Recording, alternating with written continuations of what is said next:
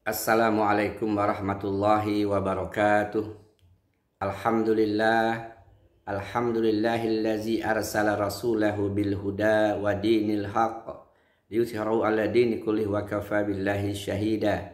Asyhadu an la ilaha illallah wahdahu la syarikalah wa asyhadu anna Muhammadan abduhu wa rasuluhu la nabiyya ba'dah. Allahumma salli ala sayyidina Muhammad wa ala alihi wa man tabi'ahum bi ihsan la yaumiddin, amma ba'd. Saudara-saudariku rahimakumullah, sahabat-sahabatku, kawan-kawan semua, seluruh jamaah, dan tentunya keluarga besarku, marilah kita senantiasa bersyukur kepada Allah Subhanahu wa ta'ala. Allah telah memberikan berbagai macam nikmat kepada kita. Allah telah memudahkan kepada kita untuk beribadah kepadanya. Maka bersyukurlah kepada Allah Subhanahu wa ta'ala.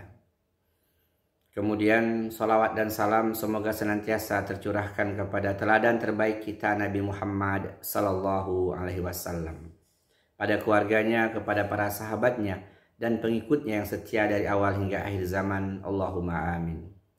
Saudara-saudariku yang kucintai karena Allah, ingatlah bahwa tidak ada bekal yang paling utama untuk kembali kepada Allah Subhanahu wa ta'ala kecuali bekal takwa.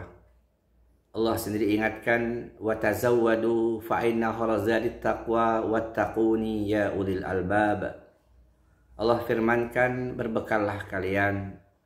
Ingat, sesungguhnya sebaik-baiknya bekal adalah takwa. Bertakwalah kamu kepadaku, firman Allah, wahai orang-orang yang berakal. Saudara-saudariku yang kucintaikan Allah, ketika bicara tentang takwa, maka kita paham semua maknanya, definisinya, artinya. Makna yang paling sederhana adalah melaksanakan perintah Allah dan menjauhi larangannya. Nah, kali ini kita akan coba kaji salah satu larangan Allah Subhanahu wa ta'ala. Ya, kita tahu bahwa Allah melarang dosa ini dengan dalil yang jelas. Dan kita ketika tahu tentang larangan ini, maka berusaha untuk menjauhi sejauh-jauhnya, menghindarinya. Nah, kajian kita tentang dosa yang kata para ulama, hampir semua orang pasti pernah melakukannya. Kecuali orang-orang yang betul-betul dijaga oleh Allah. Ya, tapi secara umum semua orang pernah melakukannya. Hanya bedanya pada kadarnya saja. Ada yang berlebihan luar biasa, parah. Ada yang menengah, ada yang pada level rendah. Dosa apakah itu, wahai saudara-saudariku? Itulah dosa ghibah, menggunjing dalam bahasa Indonesianya. Nah, saudara-saudariku yang kucintai karena Allah, kita akan membicarakan tentang dosa ghibah untuk kita hindari. Untuk kita kurangi bagi yang volumenya tinggi, yang aktivitas ghibahnya besar, luas, kita kurangi. Untuk kita hilangkan bagi mereka yang selama ini hanya sedikit. Jangan sampai pada hari kematian kita, sampai hari terakhir kematian kita masih melakukan dosa ini. Saudara-saudariku yang kucintai karena Allah, apa itu ghibah? Kita mulai dari definisi tentunya, supaya kita punya batasan. Apakah saya ini pelaku ghibah atau bukan? Nah, saking pentingnya tentang perkara ini untuk dijauhi, sehingga Rasulullah SAW menyampaikan langsung apa itu definisi, apa itu arti, apa itu pengertian dari ghibah. An Abi Hurairah radhiyallahu anna Rasulullah sallallahu alaihi wasallam qala atadruna mal ghibah. Jadi dari Abu Hurairah radhiyallahu bahwasanya Rasulullah bersabda, bertanya kepada sahabat, metode pengajaran dengan bertanya duluan, tahukah kalian apa itu ghibah? Atadruna mal ghibah? Lalu para sahabat menjawab, qalu Allahu wa rasuluhu a'lam. Allah dan Rasulnya lebih tahu. Lalu Rasulullah menjelaskan, qala zikruka akhaka bima yakrahu. Sabda Rasulullah menjelaskan tentang arti ghibah, engkau menceritakan tentang saudaramu tentang sesuatu yang dia benci. Engkau menceritakan tentang saudaramu yang cerita itu tidak dia sukai. Lalu sahabat penasaran, faqila apara'aita in kana fi ahima aqul, ya Rasulullah, seandainya apa yang kuceritakan tentang saudara itu benar adanya, gimana ya Rasulullah? Lalu Nabi bersabda, qala in kana fihi ma taqul faqad tabtah. Kalau engkau menceritakan itu hal yang benar, itulah ghibah. Itulah ghibah. Jadi kalau menceritakan aib, kekurangan, kelemahan saudara kita dan itu nyata ada padanya, itulah ghibah kata Nabi. Bukan yang lain, itulah ghibah. Lalu Nabi menutup hadis ini dengan kalimat wa illam yakun fihi ma taqul faqad bahatta. Tapi kalau yang kau ceritakan itu tidak benar, maka itu dusta, itu fitnah, itu merusak kehormatan. Ini salah satu hadis tentang ghibah, pengertian ghibah yang diriwayatkan oleh Muslim. Jadi ketika kita sudah paham apa itu ghibah, kita tahu batasannya. Oh, ghibah itu adalah menceritakan tentang saudara kita yang perkara itu dia tidak sukai kalau diceritakan atau disebutkan. Ya, yang nyata-nyata itu ada pada dirinya. Saudara-saudariku yang kucintai karena Allah, lalu Imam Nawawi rahimahullah menjelaskan kepada kita, ghibah itu bukan hanya mencakup ucapan, tapi juga dia tulisan, atau simbol, atau isyarat mata, isyarat tangan, isyarat kepala, isyarat muka, dan lain sebagainya. Itu semua ghibah. Jadi kalau bicara ghibah bukan hanya ucapan lisan, apalagi pada akhir zaman ini. Ghibah yang paling banyak itu ya ghibah dengan tulisan. Orang dengan gampangnya mencela, mencaci maki, membuka aib orang lain di medsos. Ini na'udzubillah. Maka ghibah ini dampaknya begitu luas. Gerakannya begitu cepat. Ya, bahkan orang yang sudah mati pun bisa digibahi. Nauzubillah. Ya, yang itu kuburan siapa sih? Itu loh, kuburan si fulan yang pelit itu loh. Nauzubillah, orangnya sudah mati masih digibahi. Gibah itu saking luasnya wilayahnya itu, dampaknya itu, bahkan orang yang tidak dikenalnya pun bisa digibahi. Habis nonton sinetron atau nonton drama, lalu di situ ada peran-peran antagonis yang nggak baik, lalu dia menceritakan, lalu berpanjang-panjang dengan cerita itu. Padahal kenal saja tidak sama artis itu. Tapi menceritakan, membuka aib, cari-cari, mengorek-ngorek tentang kelemahan kekurangan itu diceritakan kemana-mana dan menikmatinya. Na'udzubillah. Suma na'udzubillah. Ya. Saudara-saudariku yang kucintai karena Allah. Lalu kita tahu, setelah tahu bahwa ghibah itu bisa dilakukan dengan mulut, dengan tangan, dengan tulisan, dengan isyarat mata, isyarat mulut, isyarat muka, dan lain sebagainya. Dan kita harus tahu bahwa sesungguhnya ghibah ini dosa besar. Allah Subhanahu wa taala melarang dengan keras. Ya, Allah telah sampaikan dalam firman-Nya Quran surat Al-Hujurat ayat 11. Bismillahirrahmanirrahim. Ya ayyuhalladzina amanu la yaskhar qaumun min qaumin asa ayyakrahu asa ayyakunu khairam minhum wala nisa'un min nisa'in. Wahai orang-orang beriman, janganlah suatu kaum menjelek-jelekan, ngolok-ngolok kaum yang lain, karena boleh jadi kaum yang diolok-olok lebih baik daripada kaum yang mengolok-ngolok. Nah, ini secara umum Allah bicara, Allah berfirman, lalu Allah menegaskan khusus spesial bagi kaum wanita. Dan jangan pula wanita-wanita itu mengolok-ngolok, menjelek-jelekkan wanita yang lain. Karena boleh jadi wanita-wanita yang diolok lebih baik daripada yang wanita yang mengolok-ngolok. Nah, ulama menjelaskan mengapa di sini Allah memberikan tekanan khusus pada wanita, karena wanita ini makhluk yang gampang sekali untuk melakukan ghibah, menggunjing, menceritakan orang lain. Sederhana saja. Misalnya dari pulang kondangan, sambil jalan mereka akan ngobrol, lalu ketika mendapatkan sesuatu yang tidak sesuai dengan harapan, keinginan mereka, lalu mereka mulai bercerita. Nggak nyangka ya, orang kaya kok pestanya cuma segitu aja. Sudah ghibah. Dia sudah datang, diundang, makan, pulangnya ngibahin pesta orang. Na'udzubillah. Yang lain komentar, iya loh, nasinya keras. Iya loh, dagingnya nggak enak. Na'udzubillah. Bahkan pengantin pun dikomentari. Kayaknya nggak sesuai, nggak serasi ya.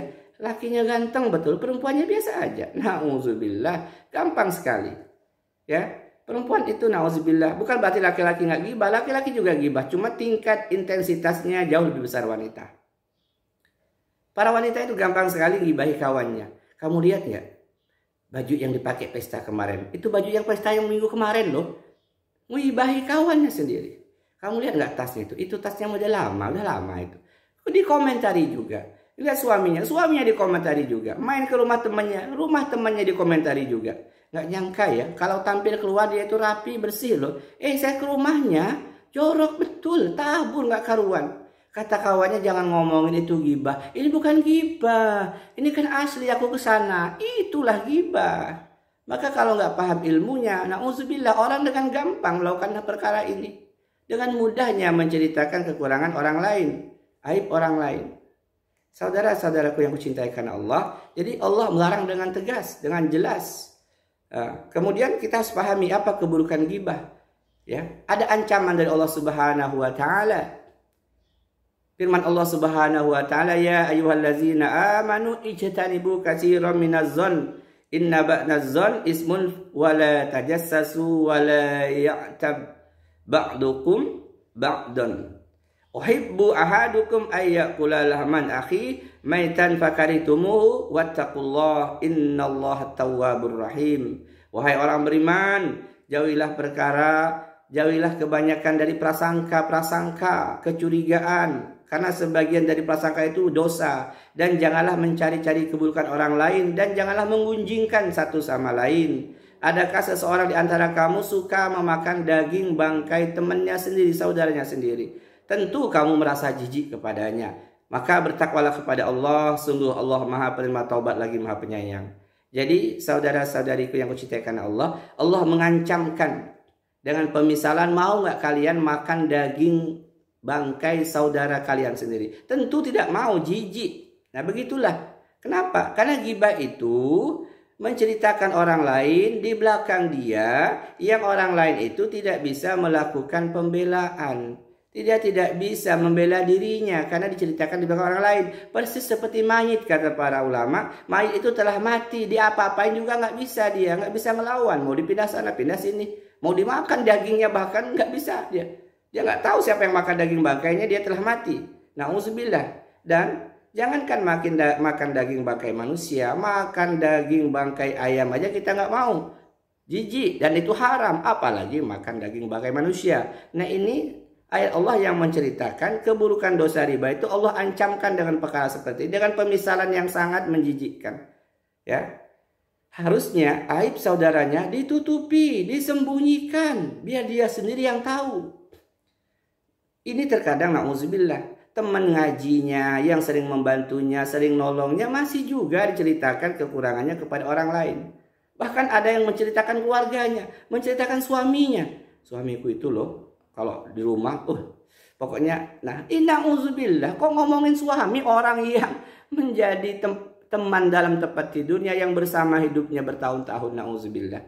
Ya, menceritakan anaknya, anakku tuh nakal luar biasa, na'udzubillah, kok bisa membuka aib keluarganya kepada orang lain. Makanya dosa ini luar biasa ya. Dan orang terkadang menganggapnya enteng, perkara biasa. Ini kan nggak apa-apa, yang lain juga melakukannya. Na'udzubillah, ini dosa besar wahai saudara-saudariku. Ini dosa besar. Bahkan sampai Nabi bersabda, al-ghibatu fa innal ghibatu asaddu minaz zina.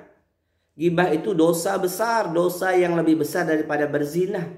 Nah, na'udzubillah ya. Dosa berzina aja dosa yang luar biasa menjijikkan, dosa besar. Tapi Nabi sabdakan, iyyakum wal ghibatu fa innal ghibatu asaddu minaz zina. Apa kata Nabi? Ghibah itu dosa yang lebih besar daripada dosa berzina. Abu Dzar, sahabat Nabi, bertanya, penasaran, ya Rasulullah, kok bisa orang yang ghibah itu lebih besar dosanya dari dosa berzina? Bagaimana ya Rasulullah? Lalu Nabi menjawab, kalau seseorang berzina, kemudian dia insaf, dia taubat kepada Allah dengan taubat nasuha, maka Allah menerima taubatnya. Sementara kalau seseorang ghibah kepada saudaranya, Allah tidak bisa mengampuni dosa ghibah itu sebelum orang yang dighibahi memaafkannya. Bayangkan kalau seandainya orang yang kita ghibahi itu sudah tidak bersama kita lagi. Sudah pindah mungkin ke seberang, sudah meninggal mungkin, sudah jauh dari kita nggak tahu. Gimana kita mau minta maafnya? Padahal kita sering menggibahinya, menggunjingnya. Na'udzubillah. Maka pantas Nabi bersabda seperti ini. Nabi pantas bersabda seperti ini dengan kalimat wal ghibatu fa innal ghibatu asaddu minaz zina. Zina itu lebih besar dosanya, lebih keras daripada ghibah itu lebih besar, lebih keras dosanya daripada zina. Karena orang berzina taubat kepada Allah, Allah Maha Pengampun, Allah menerima taubatnya. Tapi dosa kepada manusia berupa ghibah, Allah tidak bisa mengampuninya sebelum yang bersangkutan minta maaf kepada orang yang dighibahinya. Saudara-saudariku yang kucintai karena Allah, maka dari itu berhati-hatilah dengan dosa ghibah ini, berusaha semaksimal mungkin untuk menghindarinya.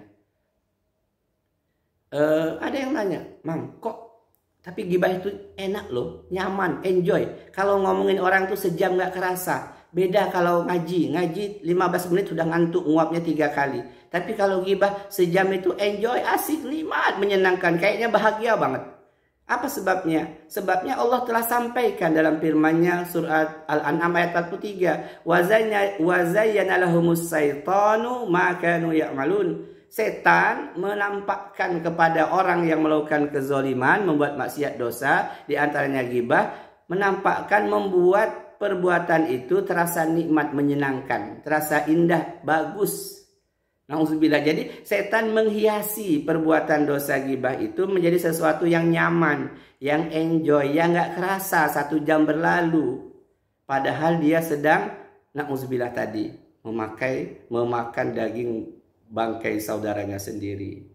Na'udzubillah. Saudara-saudariku rahimakumullah, demikian kajian kita singkat ini, bahwa marilah kita berusaha untuk belajar agama ini, memahami tentang agama ini, tahu bahwa ada dosa yang semua orang pasti pernah melakukannya, hanya tinggal beda kadarnya saja, yaitu dosa ghibah, menggunjing, yakni menceritakan, menyebutkan tentang aib seseorang, tentang kekurangan kelemahan seseorang yang dia tidak mau, tidak suka, dia benci kalau itu diceritakan kepada orang lain. Wallahu a'lam bishawab. Semoga Allah menjaga kita, memberikan pertolongan kepada kita untuk menjauhi dosa ghibah ini. Demikian saudara-saudariku semua, lebih kurangnya mohon maaf, kepada Allah mohon ampun, astagfirullahalazim. Wassalamualaikum warahmatullahi wabarakatuh.